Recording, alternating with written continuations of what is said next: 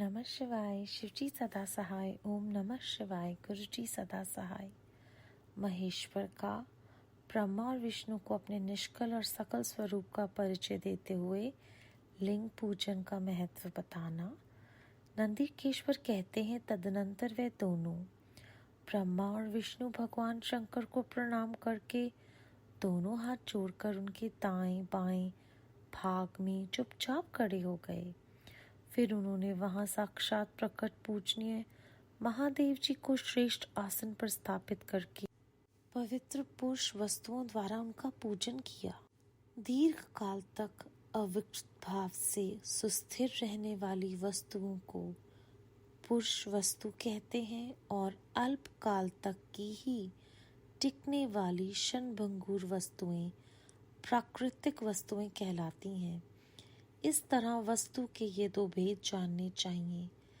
किन पुरुष वस्तुओं से उन्होंने भगवान शिव का पूजन किया, यह बताया जाता है।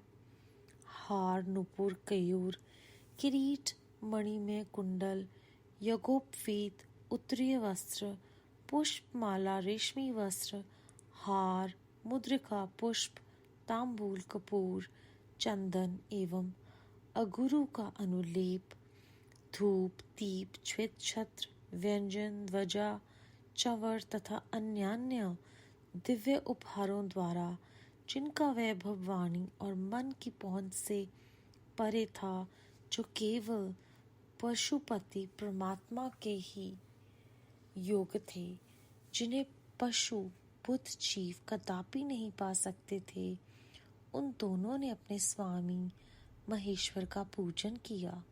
सबसे पहले वहां ब्रह्मा और विष्णु ने भगवान शंकर की पूजा की। इससे प्रसन्न हो भक्ति पूर्वक भगवान शिव ने वहां नम्र भाव से खड़े हुए उन दोनों देवताओं से मुस्कुराकर कहा। महेश्वर बोले, पुत्रों, आज का दिन एक महान दिन है। इसमें तुम्हारे द्वारा जो आज मेरी पूजा हुई है, इससे मैं तुम लोगों पर बहुत प्रसन्न हूँ। इसी कारण यह दिन परम पवित्र और महान से महान होगा। आज की ये तिथि शिवरात्रि के नाम से विख्यात होकर मेरे लिए परम प्रिय होगी। इसके समय में जो मेरी लिंग निष्कल अंग आकृति से रहित निराकार स्वरूप के प्रतीक वीर सकल साकार रूप के प्रतीक विग्रह की पूजा करेगा, वह पुरुष जगत की सृष्टि और पालन आदि कार्य भी कर सकता है।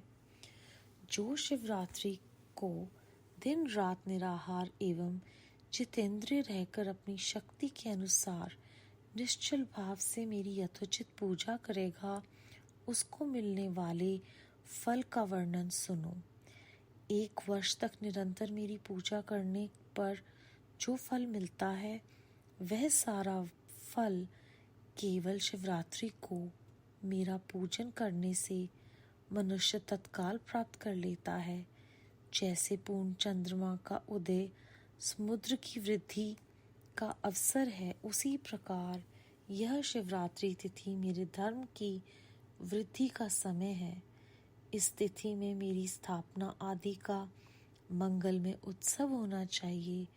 पहले मैं जब ज्योतिर्मय स्तंभ रूप में प्रकट हुआ था, वह समय मार्गशीर्ष मास में आद्रा नक्षत्र से युक्त पूर्णमासी या प्रतिपदा है।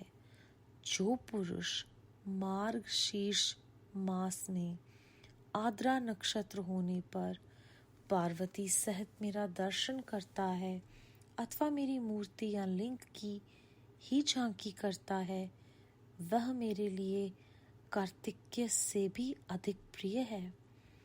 उस शुभ दिन को मेरे दर्शन मात्र से पूरा फल प्राप्त होता है। यदि दर्शन के साथ साथ मेरा पूजन भी किया जाए तो इतना अधिक फल प्राप्त होता है कि उसका वाणी द्वारा वर्णन नहीं किया हो सकता। वहां पर मैं लिंग रूप से प्रकट होकर बहुत बड़ा हो गया था। अतः उस लिंग के कारण यह भूतल लिंग स्थान के नाम से प्रसिद्ध हुआ। जगत के लोग इसका दर्शन और पूजन कर सकें, इसके लिए ये अनादि और अनंत ज्योति स्तंभ अथवा ज्योतिर्मय लिंग अत्यंत छोटा हो जाएगा। यह लिंग सब प्रकार के भोग सुलभ कराने वाला तथा भोग और मोक्ष का एकमात्र साधन है। इसका दर्शन, स्पर्श और ध्यान किया जाए तो यह प्राणियों को जन्म और मृत्यु के कष्ट से छुड़ाने वाला है। अग्नि के पहाड़ जैसा जो ये शिवलिंग यहाँ प्रकट हुआ है, इसके कारण ये स्थान अरुणाचल नाम से प्रसिद्ध होगा। यहाँ अनेक प्रकार के बड़े बड़े तीर्थ प्रकट होंगे। इस स्थान में निवास करने या मरने से जीवों का मोक्ष तक हो जाएगा। मेरे 2 रूप हैं, सकल और निष्कल। दूसरे किसी के ऐसे रूप नहीं। पहले मैं स्तंभ रूप से प्रकट हुआ, फिर अपने साक्षात रूप से। ब्रह्म भाव मेरा निष्कल रूप है और महेश्वर भाव सकल रूप है। यह दोनों मेरे ही सिद्ध रूप हैं। मैं ही परब्रह्म परमात्मा हूँ। कला युक्त और अकल मेरे ही स्वरूप हैं। ब्रह्म रूप होने के कारण मैं ईश्वर भी हूँ। जीवों पर अनुग्रह आदि करना मेरा कार्य है। ब्रह्मा और केशव, मैं सबसे भ्रमित और जागृत की वृद्धि करने वाला कारण ब्रह्म कहलाता हूँ। सर्वत्र समरूप स्थिति और व्याप्त होने में ही सबका आत्मा हूँ। सर्ग से लेकर अनुसर्ग तक आत्मा या ईश्वर से भिन्न जो जगत संबंधी 5 कृत्य हैं, वे सदा मेरे ही हैं। मेरे अतिरिक्त दूसरे किसी के नहीं हैं, क्योंकि मैं ही सबका ईश्वर हूँ। पहले मेरी ब्रह्म रूपता का बोध कराने के लिए निष्कल लिंग प्रकट हुआ, फिर अज्ञात ईश्वर तत्व का साक्षात्कार कराने के निमित्त मैं साक्षात जगदीश्वर ही सकल रूप में तत्काल प्रकट हो गया।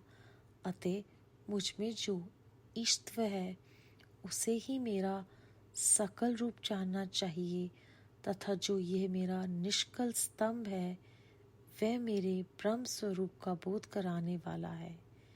यह मेरा ही लिंग चिन्ह है। तुम दोनों प्रतिदिन यहाँ रहकर इसका पूजन करो। यह मेरा ही स्वरूप है और मेरे सामीप्य की प्राप्ति कराने वाला है। लिंग और लिंगी में नित्य अभेद होने के कारण मेरा इस लिंग का महान पुरुषों को भी पूजन करना चाहिए। मेरे एक लिंग की स्थापना करने का यह फल बताया गया है कि उपासक को मेरी समानता की प्राप्ति हो जाती है। यदि एक के बाद दूसरे शिवलिंग की भी स्थापना कर दी गई, तब तो उपासक को फल रूप में मेरे साथ एकत्व सायुज्य मोक्ष रूप फल प्राप्त होता है। प्रधानतः शिवलिंग की ही स्थापना करनी चाहिए। मूर्ति की स्थापना उसकी अपेक्षा गौण कर्म है। शिवलिंग के अभाव में सब ओर से स्वेर मूर्ति युक्त होने पर भी वह स्थान क्षेत्र नहीं कहलाता। अध्याय 9 समाप्त। इस अध्याय में हमने जाना है कि भगवान शिव खुद अपने मुखारबिंद से हमें अपने सकल निष्कल रूप का भेद और भाव समझा रहे हैं और बता रहे हैं कि जाने अनजाने में जब लिंग की स्थापना कोई करता है तो वह उपासक उनकी समानता पा लेता है। भाव वो उनके अंदर, अपने भगत के अंदर अपनी इतनी गहरी छाप छोड़ जाते हैं कि वो भगत का जो इस जीवन में आने का उद्देश्य है, उनसे मिलना, उसकी पूर्ति हो जाती है। इसके अलावा इस अध्याय में ये भी समझाया गया है कि एक क्षेत्र तभी क्षेत्र कहलाता है जब वहाँ पर शिवलिंग है।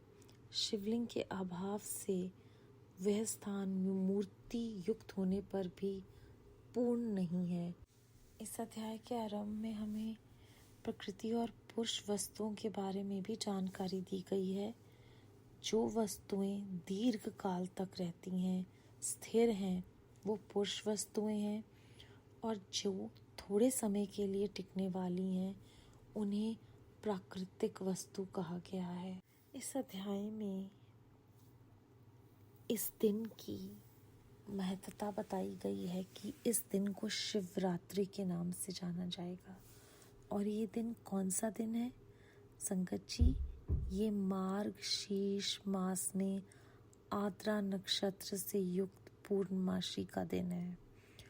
और भगवान शिव जी कहते हैं कि इस दिन जो भी दिन रात निराहार रहकर अपनी शक्ति के अनुसार भगवान शिव को याद करेगा, उनकी भक्ति करेगा, उन्हें इस जीवन में मुक्ति मिलेगी, उसका फल मिलेगा जिसका वर्णन शब्दों में नहीं किया जा सकता।